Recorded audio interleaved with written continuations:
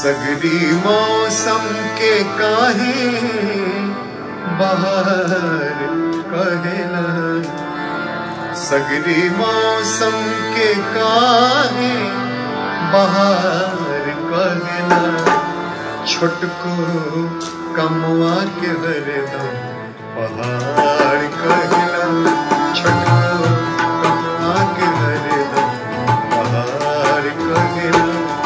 सगरी मौसम सगरी मौसम के काहे बहार कहेला, सगरी मौसम के काहे बहार कहेला।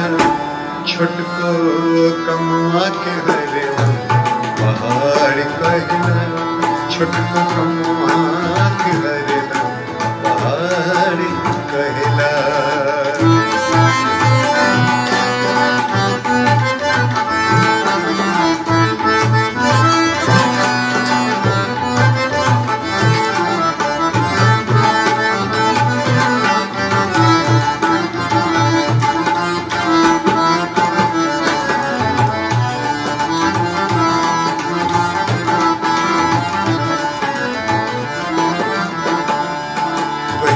तोहरो से गलती भइल हुई, शब्दों पे गौर करें। कहियो तोहरो से गलती भइल हुई, कहियो तोहरो से गलती भइल हुई। दोष झगड़ा में सगरी हमार कहेला, दोष झगड़ा में सगरी हमार कहेला।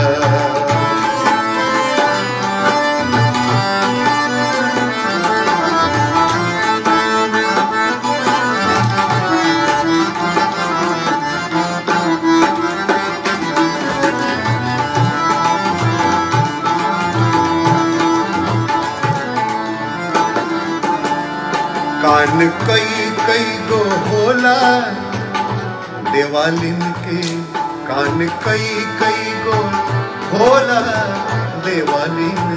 प्राय हम लोग कहते हैं कि दीवारों के भी कान होते हैं। कान कई गो होला देवालिन के, कान कई गो होला देवालिन के। तू सलाहो के बतिया, तू सलाहो के बतिया डिठार कहेला, तू सलाहो के बतिया डिठार कहेला।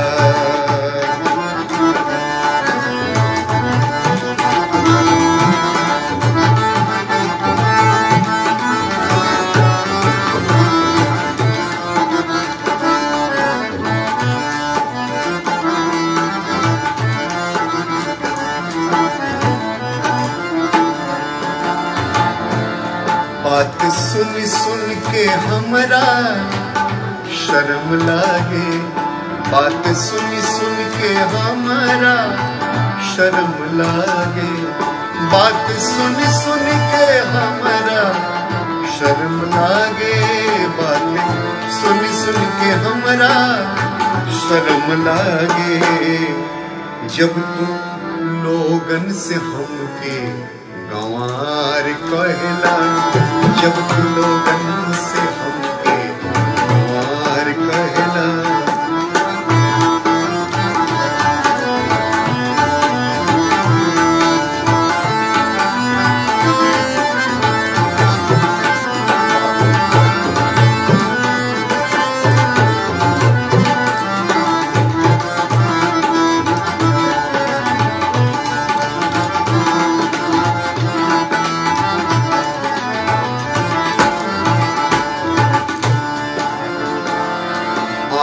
छोट चाहे बड़ सगरी दुनिया में बड़, आँख छोट चाहे बड़ सगरी दुनिया में बड़, आँख छोट चाहे बड़ सगरी दुनिया में बड़, आँख छोट चाहे बड़ सगरी दुनिया में बड़।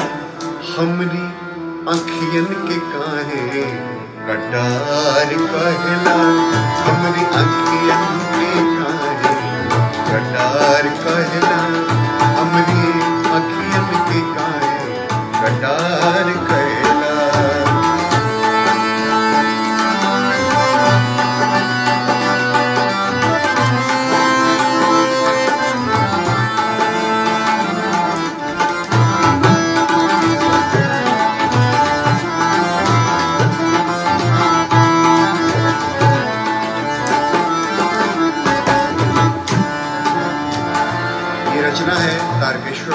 शाही जी की। और ये अंतिम बंद है, गीतिका है भोजपुरी में गजल। दिल लगा के दगा दे दिहल राग में, दिल लगा के, दिल लगा के, दिल लगा के,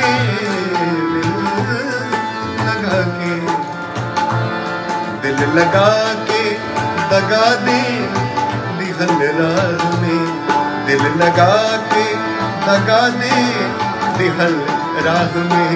कोनो हो कोनो ए जी कोनो राही के कहे तू यार कहला, कौन राही के कहे यार कहला, छोटको कमवा के हरदम पहाड़ कहला।